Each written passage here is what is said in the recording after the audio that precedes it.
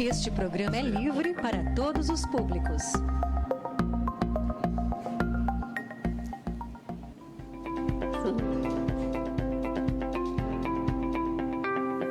Câmara convida.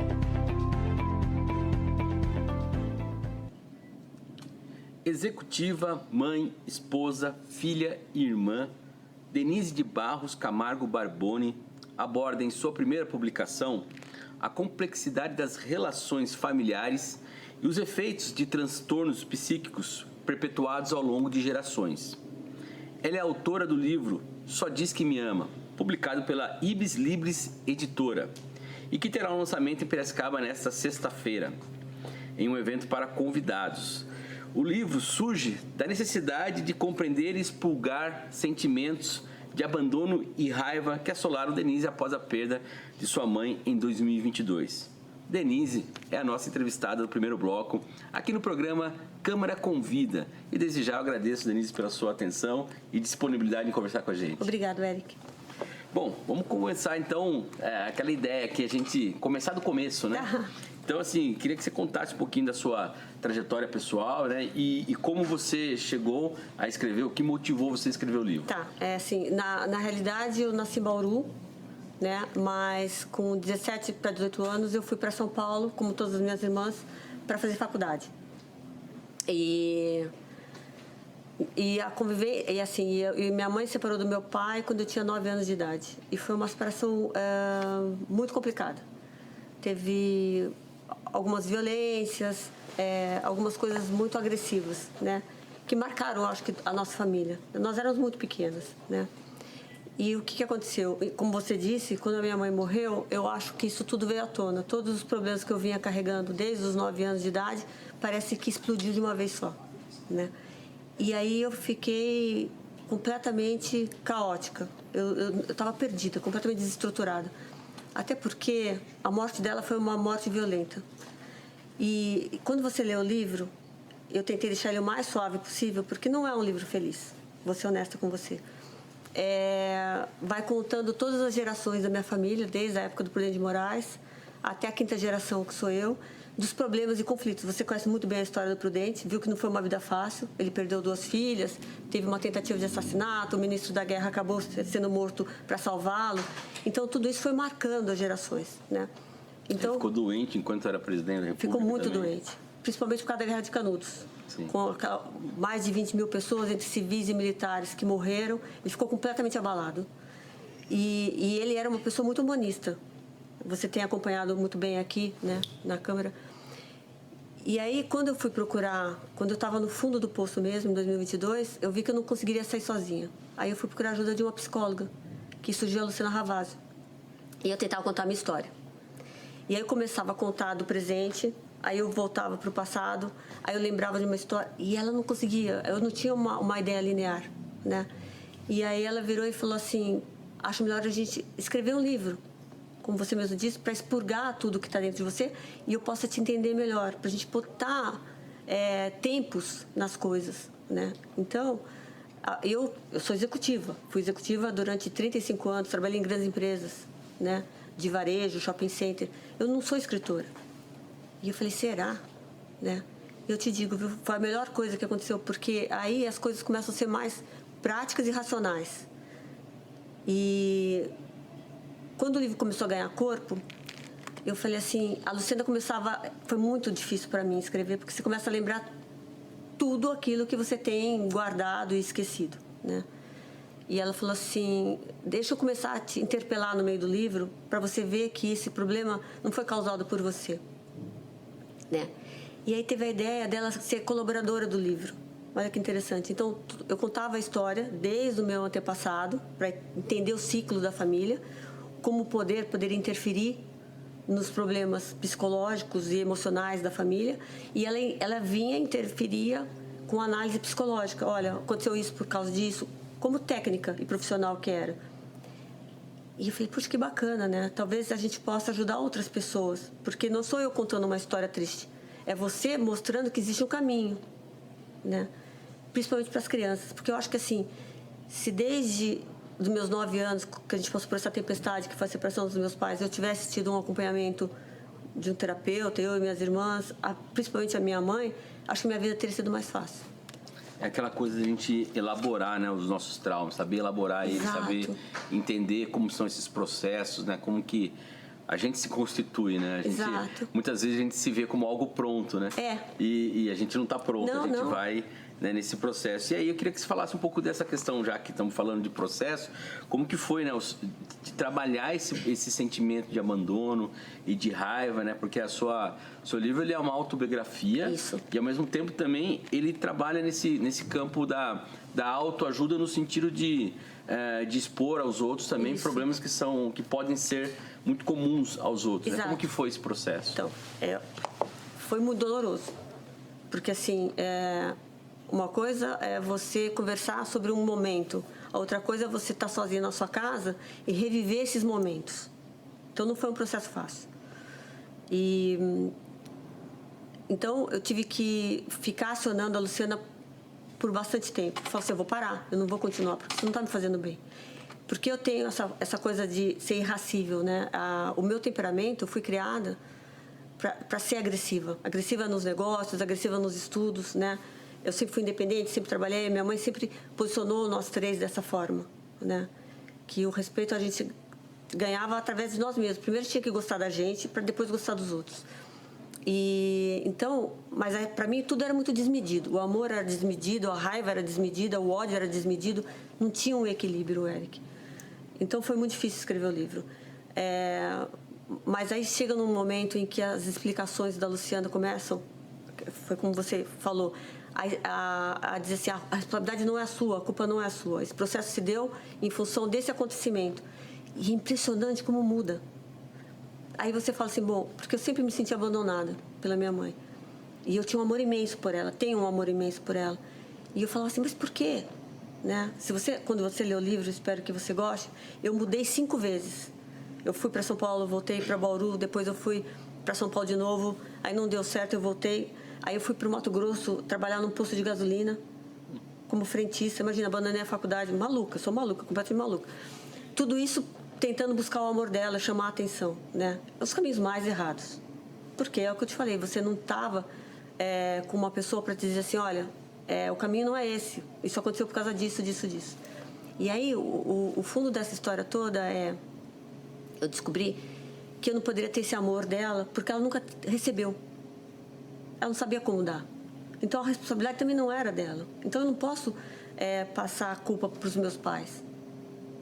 E eles também não receberam dos pais deles, que não receberam dos pais deles. Por isso que eu fiz todo esse levantamento histórico da 5ª geração para entender o processo, né? Então, se você olhar a minha bisavó, ela perdeu o marido com 40 anos. Ela era uma professora. Ela teve que tomar conta de uma máquina em São Paulo com 5.000 funcionários. Era uma professora. Eles eram uma potência em Limeira.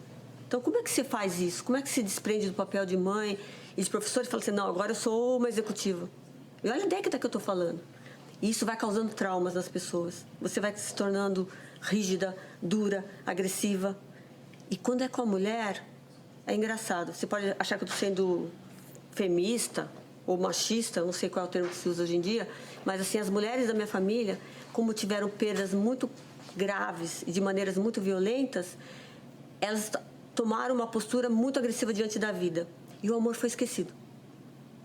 Então, quando veio para a família da minha mãe, eles já não tinham mais esse amor, porque a vida tinha imposto para eles coisas muito mais severas, porque assim, ou a gente constrói isso, ou a gente não sobrevive. Voltando ao Prudente de Moraes, quando ela casou de novo, a esposa do Prudente de Moraes, o marido dela, que era militar, não quis que eles estudassem. O Prudente estava com 13 anos, porque naquela época era normal eles trabalharem, né? Ela falou, não, todos os meus filhos vão estudar. Para isso, que o meu ex-marido, né, que foi assassinado quando o Prudente tinha 2 anos, fez uma reserva. Ela pegou a reserva financeira que o ex-marido dela tinha guardado naquela época para que o Prudente de Moraes pudesse estudar. Foi por isso que ele foi para o Largo de São Francisco e virou presidente da República, deputado, senador, o irmão dele, senador, super conhecido, pessoas boníssimas, né? Mas através de outra mulher forte. E ela só casou depois que o Prudente tinha 13 anos. Até então, ela criou todos os filhos sozinhos. Naquela época, em 1800, imagina, né?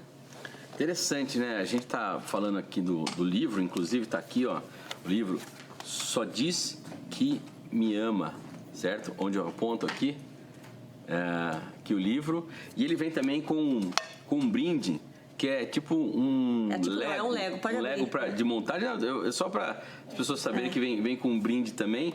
E assim, mas nessa busca que a Denise foi por conta das questões dela, ela encontrou essa relação com o Prudente de Moraes, da família, né? Como ela conseguiu encontrar essa referência que, curiosamente, para nós aqui em Piracicaba também tem algo muito relevante, porque o Prudente de Moraes, ele foi vereador, ele foi presidente da Câmara, inclusive ele é o nosso patrono aqui desse prédio onde nós estamos, Prudente de Moraes, tem um memorial dele aqui, tem muitos documentos dele aqui enquanto vereador e também quando ele foi deputado estadual, depois federal, depois senador, enfim. Fale um pouquinho como que foi esse encontro com o Prudente. Foi ótimo, porque assim, eu tive que estudar toda a história dele e foi uma das melhores pessoas que eu conheci, né? Ele tinha um lado humano gigantesco, acima de tudo. E na hora que você abre o meu livro, a primeira dedicatória é a ele. Foi uma fala dele como deputado, em que ele dizia que se a gente não construísse um país para a população, não daria certo. Ele sempre pregou isso, né? E foi a parte mais legal do livro, foi isso. E aí, conforme eu fui lendo a história dele e vendo as dificuldades que ele passou com a Guerra de Canudos, com a perda das filhas, ele foi ficando cada vez mais triste, mais triste, mais triste, mas ele nunca largou esse lado humano e a preocupação com a população, né? Aí ele se afastou do poder, você sabe muito bem. Houve aquela tentativa de assassinato, e aí morreu o ministro de guerra dele, e aí realmente ele adoeceu e acabou morrendo, né? E quem ficou do lado dele o tempo todo foi a esposa dele, Adelaide. Adelaide, né? Sim. E de novo, mulheres fortes, né? Porque ela também tinha perdido os filhos. E ela também passou por todo aquele problema. Quando o Prudente de Moraes assumiu a presidência, ele chegou na presidência, era uma casa, que é o prédio lá dos Catetes, no Rio, né? Isso. Devastado, imundo, sujo. Porque era dos militares, né? Ele foi o primeiro presidente civil. Então, ele teve que reconstruir do nada. E ele falou, não, para mim tá tudo bem. E a família dele já era riquíssima, né? Ele falou, tá tudo bem, pode deixar, eu não preciso de luxo, não preciso de nada, né? Então, você vê o valor desse homem, né? E, para mim, eu adoro isso. Porque eu adoro política e eu adoro políticos honestos, brilhantes e que trabalham em favor da população. Bacana. Mas também, aqui no livro, né, você... trata muito da questão do narcisismo, isso, né? Queria que você falasse um pouquinho, especificamente do narcisismo dentro da sua família, né? Como que é como que é essa questão do narcisismo? Como que você entende isso? E como que é assim também abrir uma discussão pública sobre algo que é tão privado, né? Então, vou contar um segredo. Existiu uma versão minha do livro que foi barrada pelos meus advogados, que está na Dark Web hoje. Mentira. Mas esse vai estourar a venda, esse estoura a venda. O que eu acho que eu nem sabia que existia o narcisismo. Eu só fui descobrir quando foi detectado na minha mãe e explicado por que surge. Sabe por que surge o narcisismo? Porque quando a criança se sente abandonada pela falta de amor, para ela sobreviver, ela tem que se bastar. Então, é como se ela olhasse no espelho e disse assim, eu posso tudo. Eu me sustento sem ninguém, sem o apoio emocional de ninguém, sem o amor dos meus pais. Isso para uma criança é trágico, né? E aí ela constrói uma imagem que ela é perfeita, porque para ela se proteger, para ela não sofrer mais, esse é o narcisismo. E aí quando ela vira uma adulta narcisista, ela não sabe dar amor, porque ela passa a ser tão importante para ela mesma que ela vai usando as pessoas sem perceber para conseguir sobreviver dessa falta de amor dela, né? É quase uma forma de um ataque que é uma forma de defesa. É exatamente isso. Você falou certíssimo. Não existe maldade. Existe sobrevivência. Então, a minha mãe separou do meu pai com 9 anos de idade. Ela nunca pediu pensão alimentar para ele e ela teve que sustentar nós 3 sozinha. Ela ia para a faculdade de Direito, que também é formada. Ela foi procuradora da República, né? Ela levava nós 3 pequenininhas e a gente assistia a aula à noite com ela com a concessão dos professores. Ela não tinha com quem deixar a gente, né? E ela preferiu não ter essa pensão alimentícia porque foi uma separação Bom, eu fui sequestrada, teve ameaça de morte, foi uma coisa muito dura, muito dura. Então, para ela afastar nós, de novo, desse trauma, ela falou assim, não, vamos esquecer e vamos tocar a vida. Mas, assim, eu nasci em Bauru, né? Imagina uma mulher desquitada, com 3 filhas, o preconceito que ela também não sofreu. Isso, naquela época, Érica, você não tem noção, era muito. Então, tanto é que ela não conseguia arrumar emprego como advogada em Bauru. Ela teve que sair de Bauru, prestar concurso, ela estudava todo dia começava às 9 horas da manhã, lá em casa, e até às 5 da manhã, para passar como procuradora da República. Passou quase em 3º lugar de 5 mil candidatos. Toda essa valentia, toda essa segurança, deixa a pessoa muito dura. Isso é o narcisismo, né? Você não consegue dosar essa medida, sabe? Até onde isso é profissional e até onde isso passa a ser pessoal. Tudo para ela é dela, porque ela consegue com muito sofrimento. Nada veio fácil, né? Minha mãe, ela foi para um colégio interno com 9 anos de idade, ficou 6 meses lá porque ela já criava problema. Porque você vai ler no livro, eu não vou dar spoiler do livro, porque aí ninguém compra mesmo. Você vai ler. Por que ela ficou assim? Então tem uma explicação por que ela virou narcisista. Não vou contar agora, você vai ler. E aí você vai ver assim, por que o pai dela era narcisista? Por que a mãe do pai dela era narcisista? Então tem... Isso o livro conta, graças a Luciana. Eu não teria condição de saber. Então, é importante citar a Luciana Ravazio, que é a psicóloga que te ajudou, né? Porque além dessas questões do narcisismo, também tem as coisas que falam de transtorno de personalidade, como o próprio transtorno de personalidade borderline. Que é o que eu tenho. O que é exatamente isso? Como ele se manifesta? Tá. Né? É assim, você ama exageradamente, você odeia exageradamente e você tem tão baixa autoestima, você é tão inseguro emocionalmente, porque ninguém gosta de você, a princípio, que você tem medo do abandono. E aí isso torna... Eu estou falando de mim, vou falar de mim. Eu não sou psicóloga, então eu vou dizer os meus sintomas. Então, eu tinha uma necessidade que a minha mãe me amasse, que era exagerada. Então, eu tinha uma possessão pela minha mãe exagerada, né? Então, e isso me deixava muito agressiva, porque minha mãe saiu de casa quando a gente tinha 12 anos, foi para São Paulo, a gente passou a morar com a minha avó. Então, para mim, foi mais um abandono. Então, isso exagera ainda mais o borderline. Você fala assim, as pessoas que eu amo, que eu faço tudo por elas, estão me abandonando. Esse é o pensamento do borderline.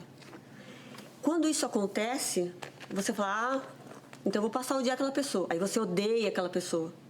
Então, as suas emoções são completamente desreguladas. Isso é péssimo. Por isso que eu não sou calma. E é engraçado que quando eu escrevi o livro, eu terminei e eu dei para uns amigos meus, eles falam assim, é por isso que você é tão brava. É assim que eles me achavam, né? E eu nunca percebi isso. Eu achei que eu fosse a fina flor da formosura. Eu não sou, né? Então, que nem o narcisista, o borderline não tem a menor noção do quanto ele é uma pessoa destrutiva para os outros, sem querer. É mais ou menos isso. Olha, infelizmente, parece que a gente falou 20 minutos e 20 minutos passa muito rápido. Infelizmente está chegando ao final, mas eu queria fazer mais uma pergunta, que é assim, qual que é a sua expectativa da recepção do livro, né, dos seus leitores, das pessoas que vão ter acesso a essa mensagem? O que você deseja passar para eles, né? Ajuda. Eu acho que assim, se a gente puder ajudar. Isso é importante, ajudar para que isso seja algo desmistificado, né? E que... Fique à vontade. Não, mas eu imagino o quanto que isso é pesado para você, porque, assim, eu brinco, Denise, que eu tive uma infância tão gostosa, né, como filho e tal, como meu pai, minha mãe e tal. Eu não me lembro de grandes traumas, né? Mas eu vejo muitas pessoas falando, assim, de coisas muito fortes que passaram, né? E para mim é um exercício de empatia, de entender o que as pessoas passaram, né? Como são as coisas, né? E eu vejo que, assim, a gente vê muitas vezes as pessoas sofrendo coisas que são de saúde mental e a gente espera que as pessoas não passem aquilo porque elas é uma doença invisível, Exato. Né? E ela tá lá, para quem tá sofrendo aquilo. E é mal entendido, né?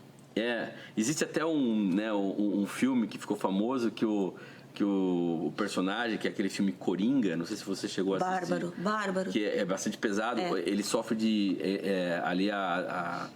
ele tem esquizofrenia. Tem. Né? Ele a doença A dele. doença dele é esquizofrenia. Ele fala assim, que as pessoas esperam que alguém com doença mental haja como se não tivesse.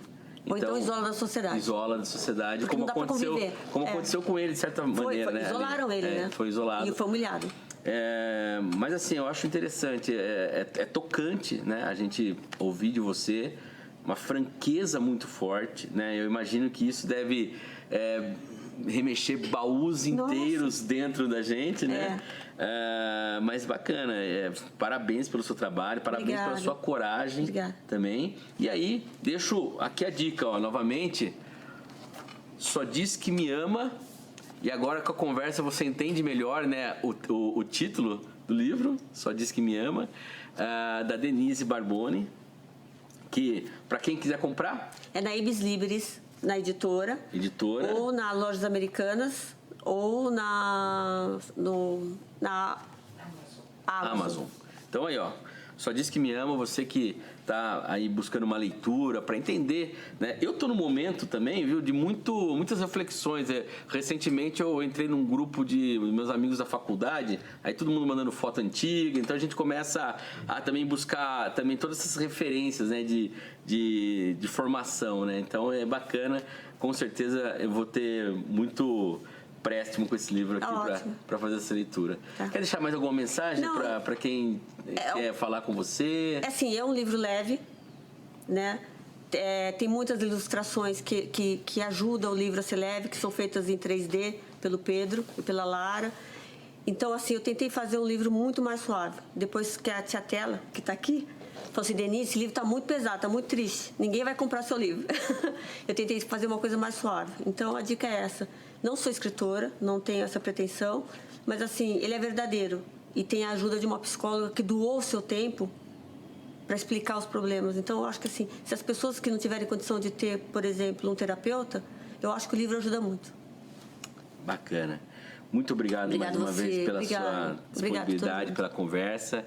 E eu agradeço você que acompanha o Câmara Convida. Lembrando que em instantes a gente volta com o segundo bloco, que a gente vai conversar com a vereadora Silvia Morales, do mandato coletivo A Cidade é Sua. Em instantes estamos de volta.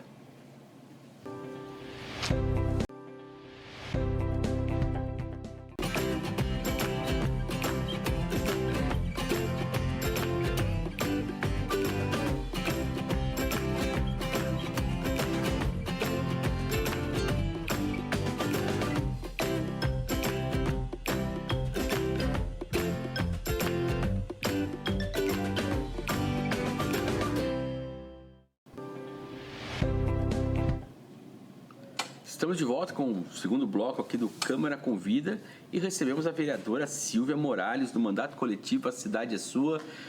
Vereadora, muito obrigado por nos atender e a disponibilidade de conversar com a gente. Eu é que agradeço de estar mais uma vez aqui no Câmara Convida. Maravilha. E a gente começa falando, né, do dia 5 de junho, que é o dia do meio ambiente, Dia Internacional do Meio Ambiente. Temos muito para conversar sobre o meio ambiente, ainda mais em tudo que está acontecendo na cidade e no país e no mundo, né? Mas queria que o senhor passasse para a gente aqui como que está as atividades, com essas atividades, quais são as reflexões que estão sendo feitas, quais são as demandas que estão sendo apresentadas. Pois é, desde que nós chegamos aqui, né, nós já assumimos aí essa pauta, já estava nas nossas bandeiras, até por ideologia partidária, né, o Partido Verde, que tem como principal objetivo a ecologia, né? Então, nós, desde 2021, a gente já assumiu, fez questão de estar na Comissão de Meio Ambiente, né, nos 2 períodos, nós estamos na presidência da Comissão de Meio Ambiente, é uma comissão extremamente importante, todas são, mas que analisa toda a parte de parcelamento do solo, uso e ocupação do solo, né, um grande empreendimento, uma doação de terra. E nós também realizamos o Prêmio Chico Mendes todo ano, né, junto com a Comissão de Meio Ambiente, onde a gente referencia, né, traz à tona alguma instituição que tenha uma visibilidade na área, que tenha ações na área ambiental. E essa semana nós trouxemos esse prêmio para o Senai. O Senai tem várias ações relacionadas à sustentabilidade, que é o reuso da água, tem uma energia, usa uma energia fotovoltaica na unidade da vila, e outras mais, dá um prêmio para os colaboradores que se utilizam de etanol ao invés de gasolina, então tem umas coisas bem bacanas, né?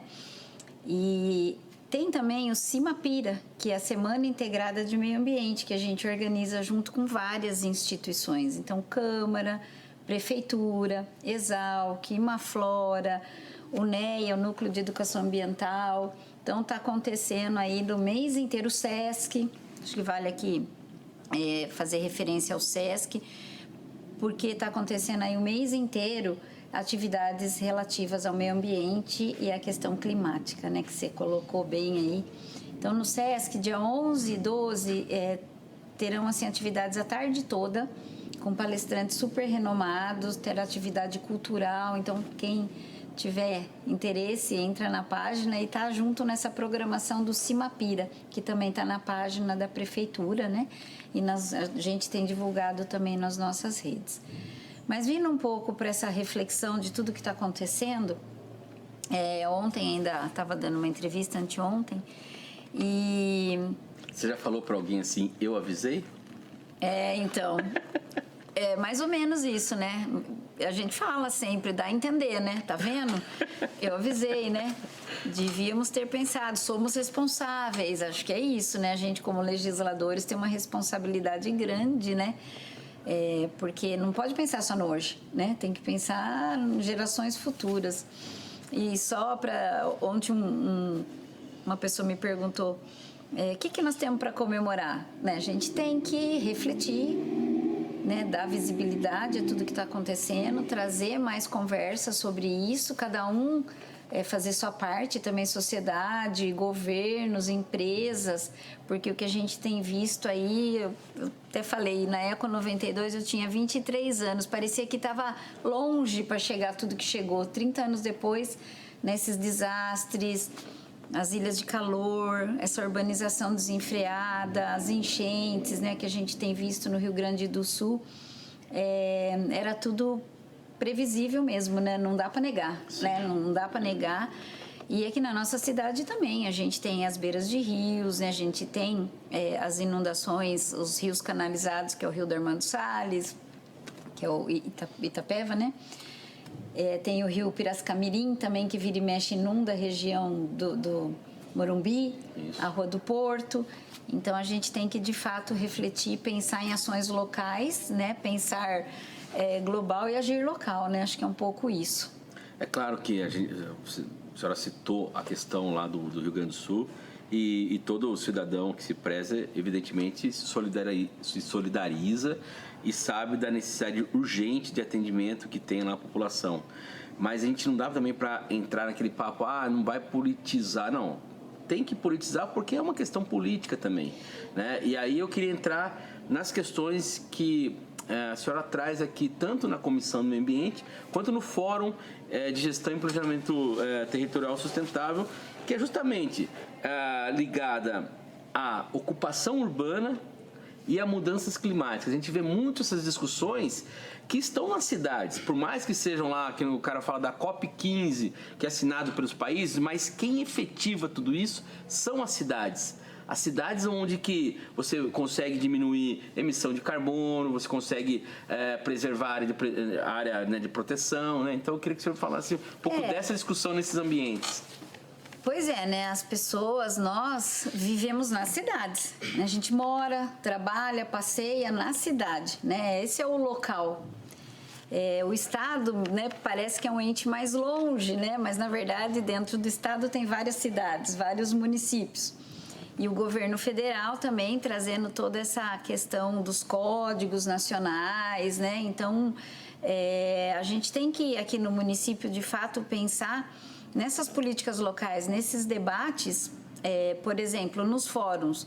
Nós já discutimos mudanças climáticas, então nesse Fórum de Sustentabilidade, que é um fórum criado lá pela ex-vereadora Nancy, quando nós chegamos, nós também assumimos, né, porque achamos que é super interessante, é o debate da cidade, porque o meio ambiente é uma disciplina multidisciplinar, vamos dizer assim, é interdisciplinar. Então, quando a gente está falando em meio ambiente, você acabou de dizer, a gente fala de habitação, a gente fala de mobilidade, né? A gente fala de transporte, a gente fala das favelas, porque tudo está envolvido a questão ambiental, né?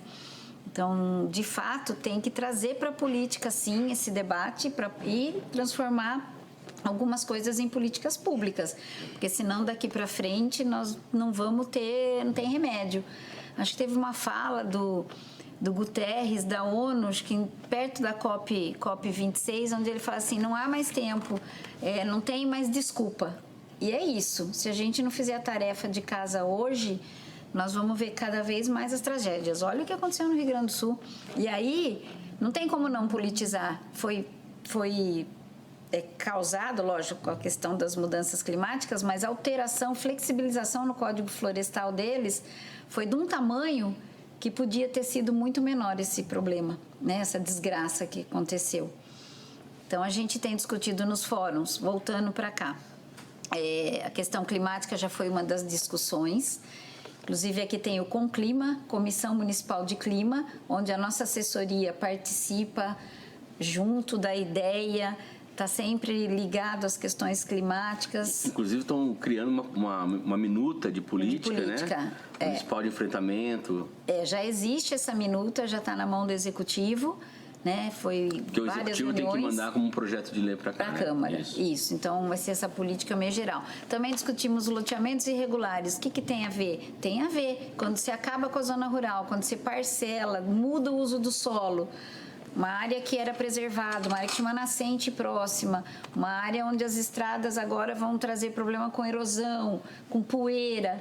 Tudo isso, você espanta os animais, a fauna, a flora, acaba ocasionando problemas na nascente, seca as nascentes, a monocultura da cana, né? Então, acaba com o solo, tem tudo a ver. Então, esses loteamentos irregulares também é uma situação que precisa ser estancada, precisa ser vista. E a gente trouxe à tona o doutor Ivan Carneiro, que é promotor de justiça, que estuda bastante isso. Trouxemos loteadores, trouxemos sitiantes, né, que se enfrentam com essa questão. Trouxemos pessoal da prefeitura. E já tem algumas coisas na justiça e algumas coisas ainda estão por andar. E fizemos também aqui, acho que vale a pena colocar, Eric, uma sessão jovem da COP. Quando teve a COP, nós trouxemos algumas escolas, como se fosse um mini público mesmo, as escolas discutindo qual é o problema da sua cidade, do seu bairro. E agora nós também estamos, nesse mês, andando pelas escolas aí para falar um pouco dessa questão da mudança climática, que vai atingir mais os jovens, né? Na verdade, daqui 20 anos, os jovens estão adultos e hoje eles já estão vivendo com toda essa problemática aí, o calor, né? As enchentes. A gente já vive uma geração com ansiedade climática, né? Menino, você falou de ansiedade climática. Esses dias eu vi um podcast de uma amiga nossa, da Lucelena. Ela trouxe um conceito de ecoansiedade. Liga a televisão, só problema de questão ambiental, né? Seja Rio Grande do Sul, seja São Sebastião, os deslizamentos, qualquer lugar. E eu achei interessante esse conceito, ecoansiedade. Mas eu acho que realmente ela acaba atrelando a algumas debilidades que afetam todo mundo.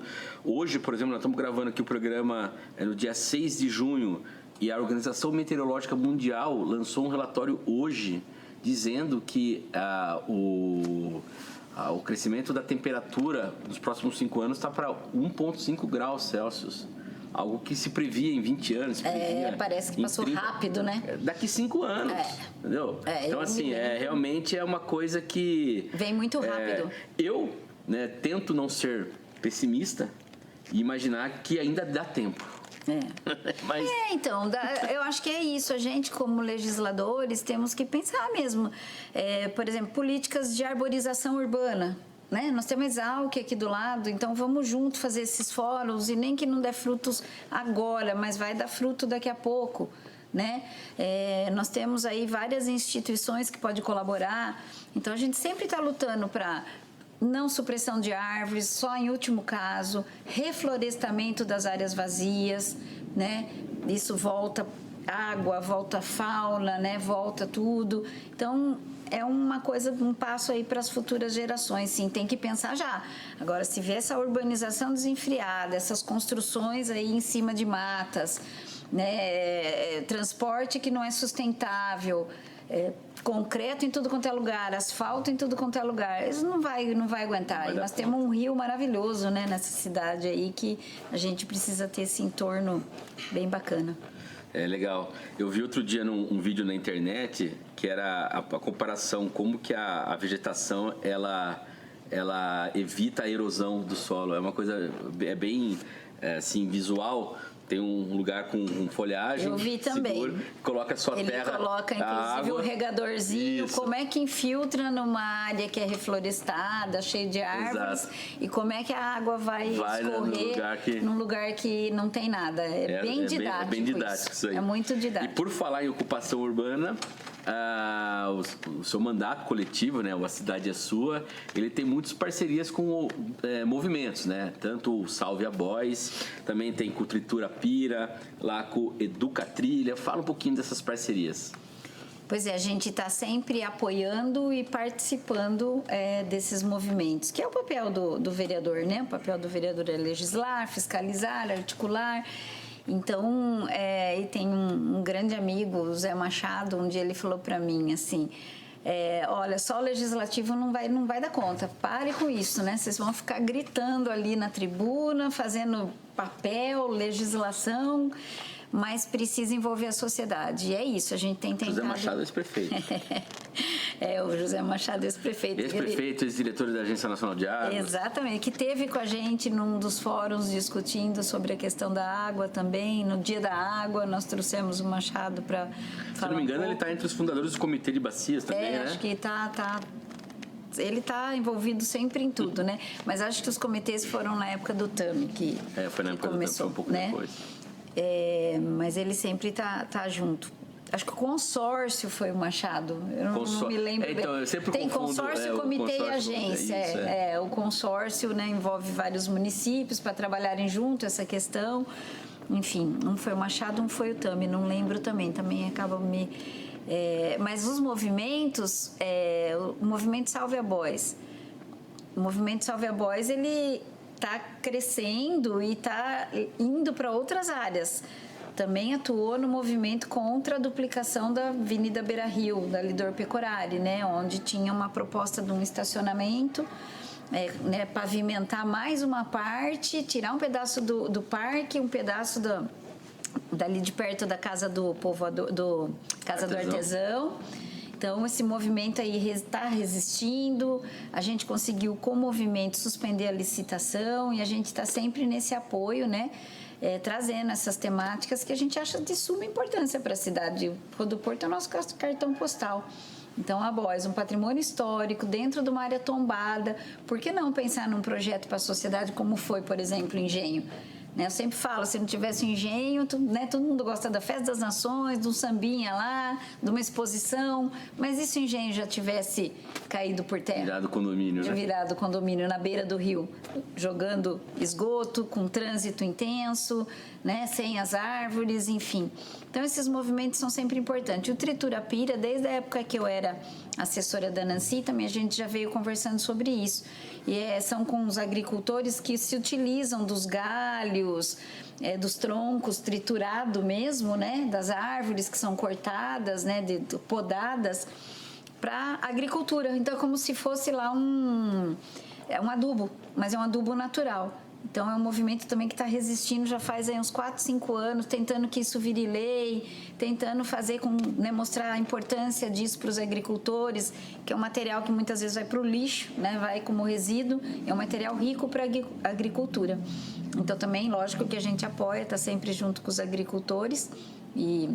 A gente tem que estar, né? A agricultura também é isso, é vida, mata a fome, e a gente tem que apoiar esses pequenos agricultores que sempre precisam do poder público, né? Com certeza. E o Educatrilha, nós fizemos moção de aplausos para as escolas que ganharam, né, o Prêmio Educatrilha, que é um projeto do Horto, junto com a CIMAP, para algumas escolas que participam e ganham, e trazem algum projeto de educação ambiental, seja coleta de resíduo na escola, né, alguma coisa assim. Então, nós fizemos uma moção de aplausos, a molecada aí ficou bem contente.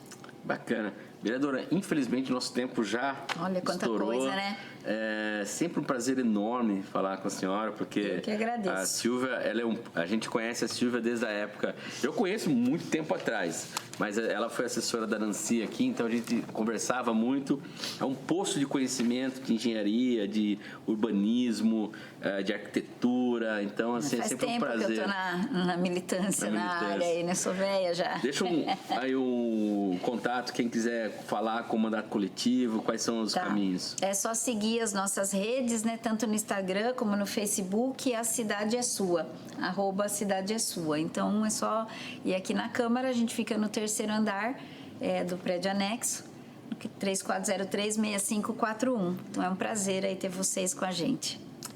Muito obrigado mais uma vez e obrigado a você que nos acompanha aqui pela TV Câmara, nos canais 11.3, canal 4 da Claro, canal 9 da Vivo e também no nosso YouTube, o TV Câmara Piracicaba, onde esse programa aqui, ele fica disponível para você ver a qualquer hora. Aliás, eu peço para você aí que está no YouTube, dá o like, assinar o sininho aí para você poder receber todos os lembretes aí da programação da TV Câmara também no YouTube. Obrigado também, lembrando que você pode também acessar toda a noticiário da Câmara pelo site câmarapiracicaba.sp.gov.br. Mais uma vez, obrigado pela atenção e até a próxima.